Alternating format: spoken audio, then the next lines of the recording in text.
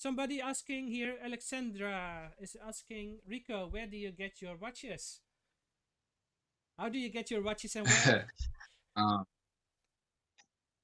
Appreciate the question, Alexandria.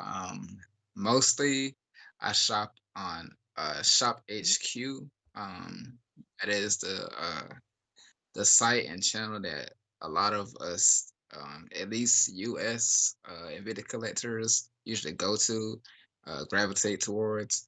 Um, that's where I get most of my pieces. Uh, there's been a few that I've got lately that were from Mm. invictastores.com. Within the past like year or two, they started having these like yellow tag sales and like very good deals here and there on pieces. So if uh, I have started to pick up from there some of the time, but most I say like 90% of where I got my Invictus from was Shop HQ. Uh, Definitely can recommend that. Not to mention they have 6 month value pay, so you can spread out your payments um, to buy off a watch. So definitely, definitely can recommend that, especially if you're in the US. I'm not sure if they ship to other places, but yeah, definitely if you're in the US, Shop HQ. So, but what do you prefer? Do you prefer buying from like an official seller, like Shop HQ or Invicta stores, or what do you have more? Bulldog Enterprise, or do you prefer buying from secondhand like eBay or some marketplace or somebody from a group, Facebook group? What do you prefer? Well, well, I prefer Shop HQ just because my experience with them has always been top notch. Like uh they do have issues where they have problems like with like inventory and like I forget what to call it, but like they like product checked and everything. Sometimes they will send out used pieces when you buy them new. Uh, like like the last within the last three pieces that I got from them, two of them had came already open. Um, and I think that's dealing with like um not not the not really the site itself, but like the inventory management and stuff like Yeah. that. Uh, Not having everything separated as it should. So I do have issues with that, but other than that, like customer service, like top notch. Whenever I call, they always handle whatever I Yeah. need. Um, they're um, if if it's something that they can't fix, they'll usually offer like store credit or something like Yeah. that. Uh, so definitely, I prefer shopping Yes, I there. think from the same Uh, reasons I prefer also shopping. In our case, on official, from the Invicta stores, or some official other websites, that are selling Invictas. But you can buy, mm, because I know there are a lot of sellers also here in Europe that you can trust, and they deliver the watch, so there's no fake, and there is nothing wrong with the watch. So that's not a problem. But you don't get a warranty. Not always the warranty. That can be sometimes a problem. And when you have, what if you have the watch for like maybe 1 week or 2 weeks or 3 weeks, or maybe it's some months, like 1 month or 2 months, and you already have a problem with it, not because it's your fault, but just with the watch. right, I'm right. not sure if I've told this story um, I mentioned the Pro Dive with the golden bezel, right? That's now Hmm. for Surface. So I bought it second hand. It's produced in 2000s, so it's an old Pro Diver. But Okay. the guy who was selling it, he said there was no problems with it, nothing. Uh, and I've just worn it like for maybe 1 month, and because I was interested if it's need a surface. So I brought it to a friend of mine, and that friend of mine would checked it on a time grapher. You know what a time grapher is? Mm, That's a machine no. that can show if it's accurate. So we'll put it on the machine, and the machine will see if the movement is accurate. So he was okay. The machine says it was accurate, so that's okay. So no problem. He was thinking, but I just said you can have a look. He's a watchmaker, so he can open it. It was rusty, totally rusty. The movement was Oh totally man. rusty. It was somebody who was selling in America, so and it's 1 month after. But a watch cannot be within. I don't dive with my watches. I wear them always under Hmm. my cuff, under my jacket. I don't go on a shower with my watch on. I don't do such thing. I keep always my watches very protective. I'm very protective with my stuff, you know. But Yeah. Same way. because I have also those old pieces, and they can have nothing, you know. Those old pieces, they are just, if you compare them to new watches, they are crap. You know, some of them they are just not as good, but the building is not as good as modern watches. If you compare them, the movements can break easily. So if you just throw it one time on the floor, it's broken, totally broken. Mm-hmm. So yeah, and I think most of my modern Invictas, if they are falling off the table, they are just still working fine. But I want to try it. But Right. yeah, so that's one. That's the watch. I'm also that's the watch I'm also sending for some. That's the watch I'm that is now in the service, but that's for something else. So that's more issues than the rusty. It also some problems with the crown. It will not screw from the beginning when I got the watch. It will not screw good, not very tight. And I think the previous owner had knew that, and or he didn't knew that, and so that's because the water damage, because the crown is not really going really tight. So now I sent it to someone who will make it waterproof again, and so he will replace the crown tube, so it will screw tight, Gotcha. and it will be waterproof again. Gotcha. Yeah. I, I'm not sure if you know him, but the Watch Corner, Trap Vision was just on his channel Hmm? yesterday. Um, he's known as the Watch Corner. He's on Instagram and YouTube. But he recently just did a test on not a vintage piece, but an older Invicta Pro Hmm. Diver, where he unscrewed the crown and pulled it all the way out to the second position, and he put it in some Okay. water uh, to see what it would do and And everything. Um, and it turns out it still worked afterwards.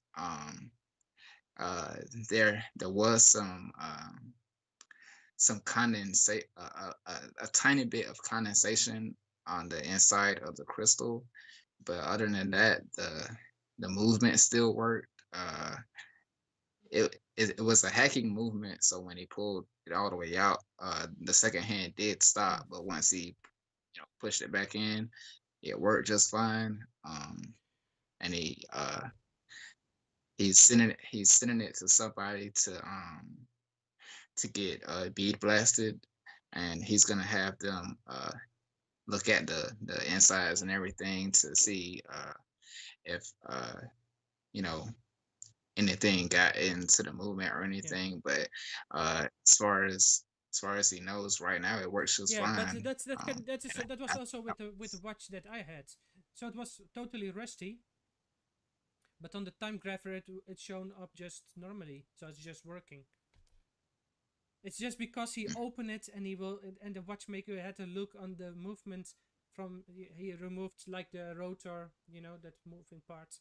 So he removed that, and some other parts he will just see, oh, rust here, rust there. So he saw some older water damage from maybe some months before that, or maybe longer. And he had to remove everything. He had to replace some parts. He had to clean some of the rust. Um, but I cannot advise you. Like I can advise Trap Vision also of his with his Pro Diver to clean the watch right now, because a little bit water can do also damage and make it rusty inside the watch. And you were saying that he had some condense, right? That can Right, already right. be some problems, because maybe that condenses also on the inside of the movement. It can make it Yeah, rusty, right? yeah, and of course it isn't anything that he would suggest or anything. He was just Testing, yes, I know. doing. But I I did I did enjoy like seeing him doing that test, and I think like for it to still work even after that, like even if it may cause issues down the line or anything, I do think that's still that's still a testament, Yeah, because um like it wasn't even like a brand new piece. Like it was still older, not vintage, but older. And for it to still, still work even after that, and not have any visible damage or anything, I think that was can still be a testament. And I think like if it if it was like a newer like very structural piece, like maybe this like maybe a SAS, or like something with everything screwed down, very structurally sound like that, yeah, I feel like yeah, maybe it wouldn't have any issues. Who's to say, but yeah. But yeah, I think you don't see always the problems right away. Sometimes it will take just some time before you will see that it is that the damage will be there. right. So it can take sometimes a lot more time. I did also some time ago. I think last year I did also a test. I'm not sure if you've seen that video. That I had a Pro Diver that I put it in water and into my freezer, and I froze in it for Yeah, yeah, 24 hours. And after that, with the hammer, I just right. it was still working. Yeah, It that was was still cool. working fine, and I just screw it in, right, so just really tight, so I'd be sure that water's not inside, no condense, nothing. And the watch was also on the time grapher.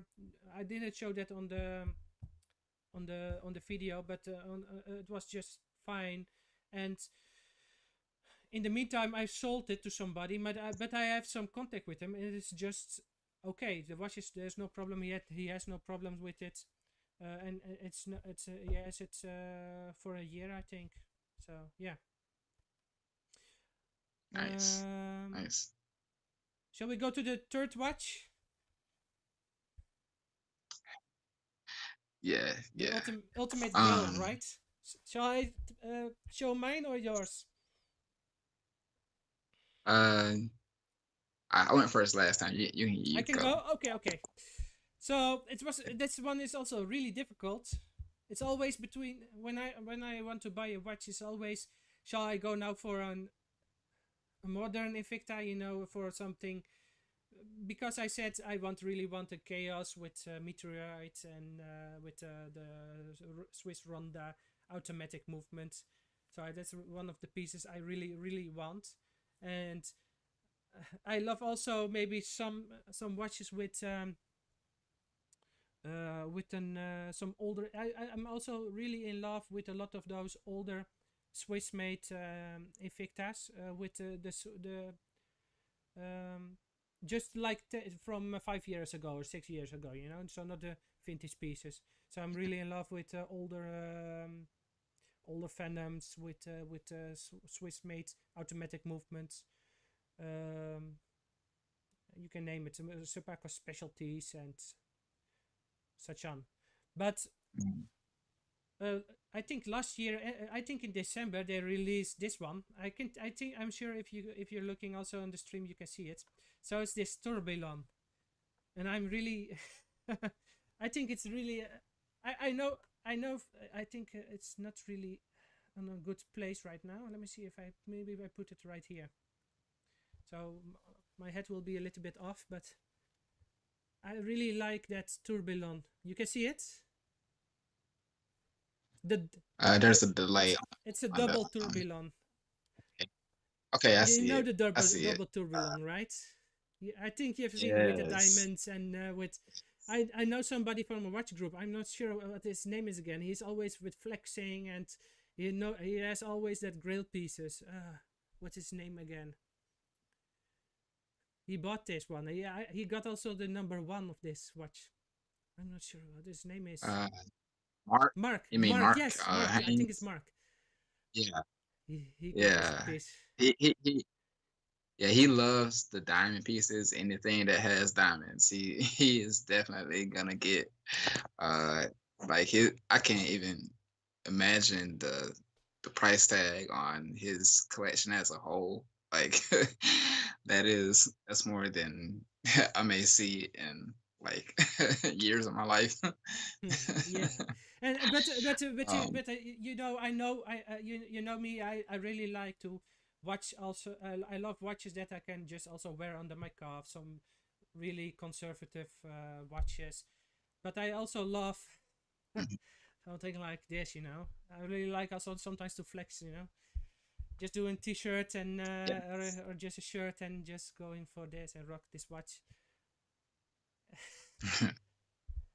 yeah, that's a nice one right there. Double tourbillon, I man. think it's impossible to get because they're only 20 made. I think I thought it was like I thought it was like man, maybe you're right. I thought it was like oh 40 or 40. something. So it's possible, but I thought 20. I could I could be wrong. I'm not sure. I thought it was something like that. But yeah, that is that's quite the piece right there, man. And it's Yeah. really expensive. I think let me see. I maybe I can look up how much it will cost. I think they will be around 4,000, right? Is it 4,000 or I $5,000? be- I believe so. I believe so if I remember correctly. Yeah, yeah, something like that. Yeah, I can definitely see you with something like that because it's a double Yeah, tourbillon, but it's a very clean dial. Like the diamonds are only around the tourbillon. It's not, the rest of the dial. So you get just the movement and that tiny touch of diamonds. Yeah, that's a nice it's not piece, iced man. out, or how do you call it? With it's not ice. Like It's not. yeah, like the bling It's bling. not with you have watches Hobbit. with fully with diamonds. You know, they have some diamonds. That's really okay, and but it's also very clean dial. And it's a double tourbillon, so that's a really I think it's a really complicated watch. Oh yeah, yeah, that's a nice one right there. Somebody saying it's Uh, 22,000 on ShopHQ. I think that's MSRP. 22,000. yeah, that's 22,000. No, no way. I will look that's it up. Wait, that's one moment. yeah, that is definitely MSRP. Never buy an Invicta for the MSRP. Um, that that is just the price they are listed as. Um, but if you buy from a legit seller or anything, uh, you will find them a lot less than you know uh, what may be on the tag on the piece. But yeah, that's just MSRP. The actual price for that was like around like I think like you said like 4,000, five Six thousand, and a something half, like that. 6.5. See, It's okay, a little bit more expensive. 6.5 is it is, but that is a real piece. But as I mentioned, I'm also thinking always about vintage. When it's about vintage, I've also one. So this time I'm also picking two. You know, and so okay, this is also very for myself. It's not something that I will wear. So it's an old pocket watch, 18 karat gold, mhm, with a minute repeater inside, with a moon phase. You know what moon phase is, right? right, The day of the week, the day of the date of the month, and the month function, and a chronograph. okay, You chronograph. know what Okay, a I see. minute repeater is? I I've heard Yeah. of that. I'm not It's, sure if I exactly know what so it this is a is. mechanical watch. It is not quartz. And what is very interesting about minute repeater, it is one of the most complicated movements you can have, because it is like with a little gong, with a little bell inside. So you press the button, and it will tick, poing poing poing poing, like a clock, of a Mm, church or something, or a clock like somewhere in a city, and it will give the time with the bells. You can okay, hear, so you don't have to watch. You can also you can just also know the time because of the bell. So it's only like a gimmick, but it's also something to show how complicated that watch is. So that's also something that I will. This is something I will not wear. So this is something I will totally not wear. But it's my grail piece, because it's really something of high watchmaking. It's something very special that you don't see very often. But just right, like that double tourbillon, you don't see it very often. But that double tourbillon, I will rock it sometimes. Maybe not every day. But right, yeah, I will really love that. And this one I right, will really love to have in my collection, uh, because of the collecting. I think it's something like um, yeah, something special. It is, and it is an Invicta. 5, 4, 3,